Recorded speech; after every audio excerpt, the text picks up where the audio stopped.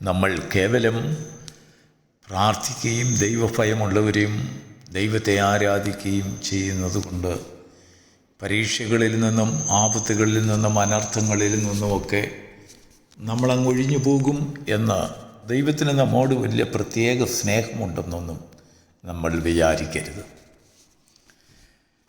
ദൈവം സ്നേഹിക്കുന്ന മനുഷ്യരെ കൂടുതൽ ശിക്ഷയുടെ പാതയിലേക്ക് ദൈവം ചിലപ്പോൾ നടത്തിയേക്കാം. ദാനിയേലിനെ പോലെ നമ്മളൊരു വിശുദ്ധരല്ല. ദാനിയേലിനെ പോലെ ചിട്ടയായി പ്രാർത്ഥിച്ച മനുഷ്യനല്ല. ദാനിയേലിനെ പോലെ ദൈവത്തിൻ്റെ പ്രമാണത്തെ അന്യദേശത്ത് പോകുന്നിടത്തൊക്കെ സൂക്ഷിച്ചവനല്ല, പാലിച്ചവരല്ല. പക്ഷെങ്കിൽ ദാനിയേലിനുണ്ടായ പരീക്ഷ നമുക്ക് ഉണ്ടായിട്ടില്ല കേട്ടോ. പ്രിയപ്പെട്ട ദൈവമക്കളെ, ഈ പ്രഭാതത്തിൽ ദാനിയേലിൻ്റെ ജീവിതത്തിലേക്ക് നമ്മളൊന്ന് കടന്നു നോക്കൂ. ദാനിയേലിനെ സിംഹക്കുഴിയിലിട്ട് കളയുവാൻ ഉള്ള ഒരു സന്ദർഭം ദൈവം അവൻ്റെ മുൻപിൽ ഒരുക്കി. എന്നാൽ തീർച്ചയായിട്ടും ദാനിയേൽ തൻ്റെ അനുഭവം പറയുന്നത് ദൈവം തൻ്റെ ദൂതനെ അയച്ച് സിംഹത്തിൻ്റെ വായ് മൂടിക്കളഞ്ഞു. ശരിയാണ്. പക്ഷെങ്കിൽ അങ്ങനെയുള്ളൊരു മാനസിക സമ്മർദ്ദത്തെ നേരിടുവാൻ ദാനിയേലിന് ധൈര്യമുണ്ടായതുകൊണ്ടാണ് നിലനിന്നത്. നമുക്കാണെങ്കിലോ നമ്മൾ കേൾക്കുമ്പോൾ തന്നെ ഉരുകിപ്പോവും. ഒരു സിംഹം വിശന്ന് കിടക്കുന്ന ഒരു സിംഹത്തെ ഇട്ടിരിക്കുന്ന ഒരു കുഴിയിലേക്ക് നമ്മെ ഇടുക എന്ന് പറഞ്ഞാൽ നമ്മെ അങ്ങോട്ട് കൊണ്ടു ചെല്ലുമ്പോൾ തന്നെ ആ വാതിക്കൽ വെച്ച് നമ്മൾ മയങ്ങി താഴെ വീഴും. പക്ഷെങ്കിൽ ദൈവം ദാനിയേലിൻ്റെ ഹൃദയത്തെ ധൈര്യപ്പെടുത്തി ഉറപ്പിച്ചു. ദൈവത്തിന് സ്തോത്രം. നമ്മളിപ്പോൾ ദാനിയേലിൻ്റെ പ്രവചനം പുസ്തകം വായിക്കുന്നു. ദാനിയേൽ എഴുതിയ അനേക മർമ്മങ്ങളെക്കുറിച്ച് നമ്മൾ ആരായുന്നു, അന്വേഷിക്കുന്നു, കണ്ടുപിടിക്കുന്നു. ദാനിയേൽ എന്ന നാമത്തിനെ നമ്മൾ മാനിക്കുന്നു, സ്നേഹിക്കുന്നു, ബഹുമാനിക്കുന്നു. ഇതെല്ലാം കാരണമാക്കി തീർത്തത് ദാനിയേൽ സിംഹത്തിൻ്റെ കുഴിയിൽ കയറിയിറങ്ങിയതുകൊണ്ടാണ്. അങ്ങനെയൊരു സംഭവം ദാനിയേലിൻ്റെ മുൻപിൽ കടന്നു വരാതിരുന്നു എങ്കിൽ നമ്മൾ ഇന്ന് ദാനിയേലിൻ്റെ പുസ്തകം വായിക്കത്തുപോലുമില്ല, നോക്കത്തുപോലുമില്ല. അപ്പോൾ നമ്മുടെ ജീവിതത്തിൽ വരുന്ന പ്രതികൂലങ്ങൾ, പ്രതിസന്ധികൾ നമ്മെ വേറൊരു വ്യക്തിത്വമാക്കി മാറ്റുന്നു എന്നുള്ളതാണ് സത്യം. അതാണ് ദൈവം നമ്മിൽ കൂടെ ചെയ്യുന്ന പ്രവൃത്തി. നമ്മെ ഒരു സാധാരണ മനുഷ്യനെ പോലെ ജീവിച്ചു മരിച്ചു എന്ന് ഒരു സാധാരണ രീതിയുള്ള മനുഷ്യനാക്കി നമ്മളെ മാറ്റിയാൽ ദൈവത്തിന് തൻ്റെ നാമം നമ്മിൽ കൂടെ സ്ഥാപിച്ച് മഹത്വമെടുക്കുവാൻ കഴിയുകയില്ല. നമ്മെ ഒരു വിശേഷ മനുഷ്യരാക്കി തീർക്കുവാൻ ദൈവം ആഗ്രഹിക്കുന്നു. അതുകൊണ്ട് പല പരീക്ഷകളിൽ, പല അനർത്ഥങ്ങളിൽ കൂടെ കടത്തിവിട്ടുകൊണ്ട് ദൈവം നമുക്ക് ദോഷം വരാതിരിക്കുവാൻ തൻ്റെ ദൂതന്മാരെ തക്ക സമയത്ത് അയച്ച് നമ്മെ വിടുവിക്കുന്നു. ദൈവത്തിന് സ്തോത്രം.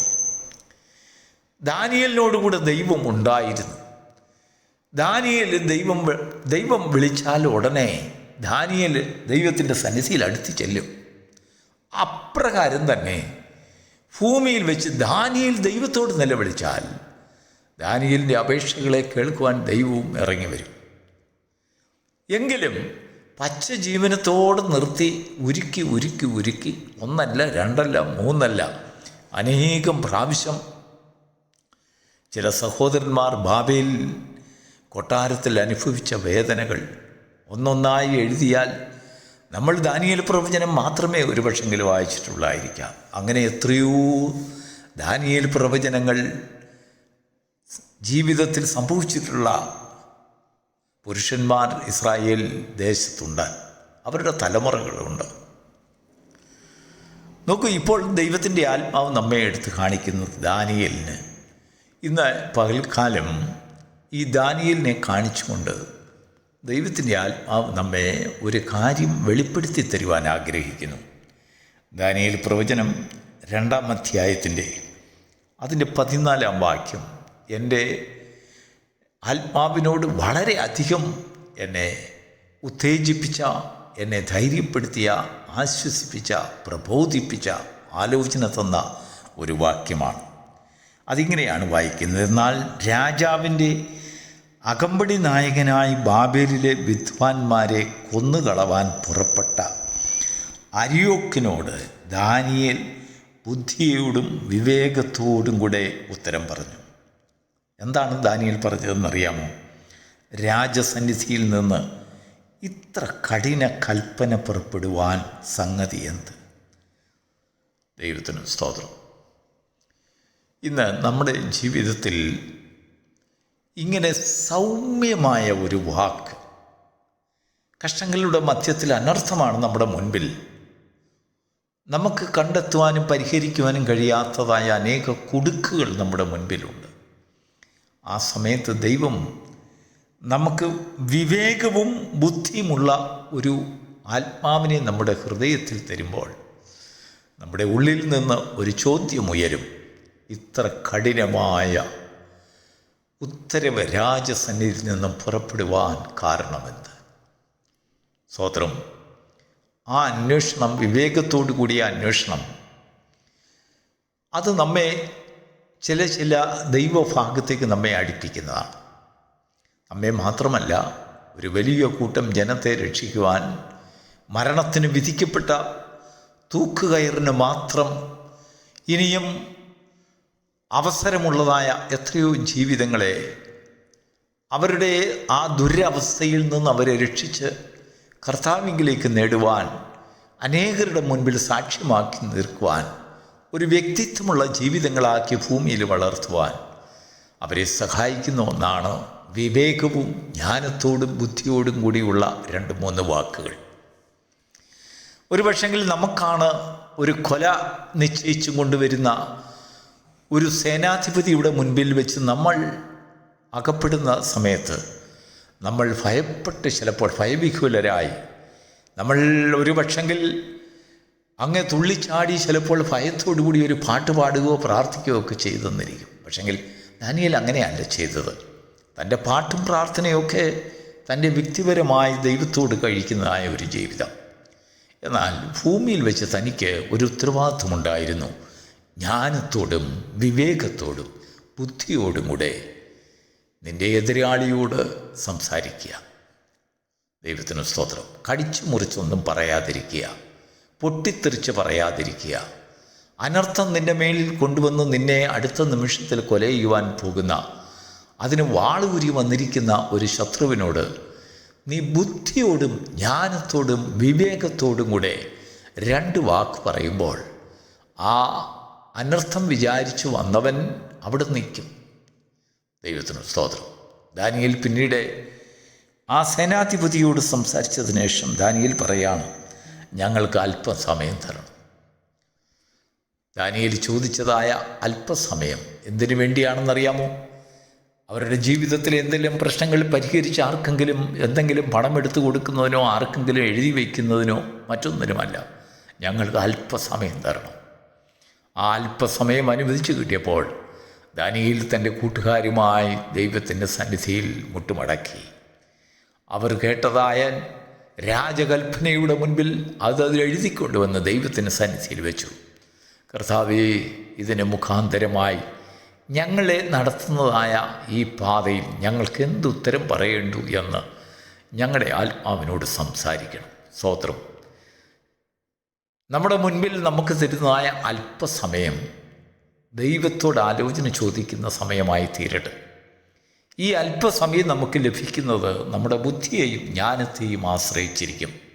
വിവേകത്തോടും താഴ്മയോടും കൂടെ മറ്റുള്ളവരോട് സംസാരിക്കുമ്പോൾ നമുക്ക് ചില വിഷയങ്ങളുടെ മുൻപിൽ അല്പസമയം കിട്ടും. ദൈവത്തിന് സ്തോത്രം. അങ്ങനെ ദൈവത്തിൻ്റെ സന്നിധിയിൽ അവർ മുട്ടുമടക്കിയപ്പോൾ അവർ കടന്നു പോകുന്ന അല്ലെങ്കിൽ പോകേണ്ടി വരുന്ന അനർത്ഥത്തിൽ നിന്ന് രക്ഷയാകും വിധം ദൈവം ചില കാര്യങ്ങൾ ദാനിയേലിനെ വെളിപ്പെടുത്തി കൊടുത്തു. ആ വെളിപ്പാടാണ് മറ്റുള്ളവരെ രക്ഷിച്ചത്. ദാനിയേലിനെ രക്ഷിച്ചു, മറ്റുള്ളവരെയും രക്ഷിച്ചു. നമ്മളുടെ ജീവിതത്തിൽ നാം ദൈവത്തിൽ നിന്ന് പ്രാപിക്കുന്ന ചില വെളിപ്പാടുകൾ, ദൈവം നമ്മോട് സംസാരിക്കുന്ന ചില വാക്കുകൾ, ചില ജ്ഞാനങ്ങൾ, ചില വിവരങ്ങൾ നമ്മെ മാത്രമല്ല മറ്റുള്ളവരെയും രക്ഷിക്കുവാൻ ഉതകുന്നതായിരിക്കണം. ദൈവത്തിന് സ്തോത്രം.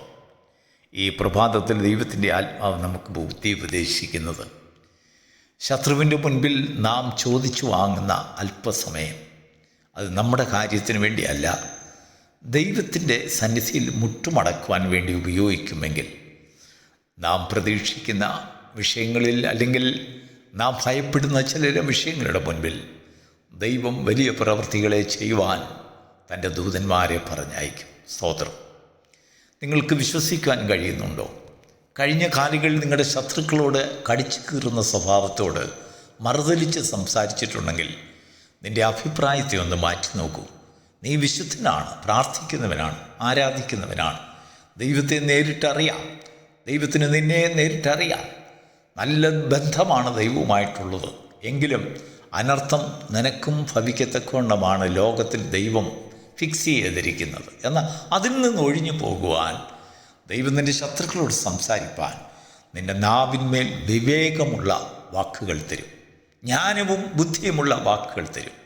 നിൻ്റെ വിവേകവും ബുദ്ധിയും ജ്ഞാനവും അത് ആ ബുദ്ധിയുടെയും ജ്ഞാനത്തിൻ്റെ ഫലമായിട്ട് നിനക്ക് അല്പസമയം ലഭിക്കപ്പെടുവാൻ കാരണമായിത്തീരുന്നു. ലഭിക്കുന്ന സമയമോ ദൈവത്തിൻ്റെ സ്ഥിതിയിൽ മുട്ടുമടക്കി നോക്കൂ.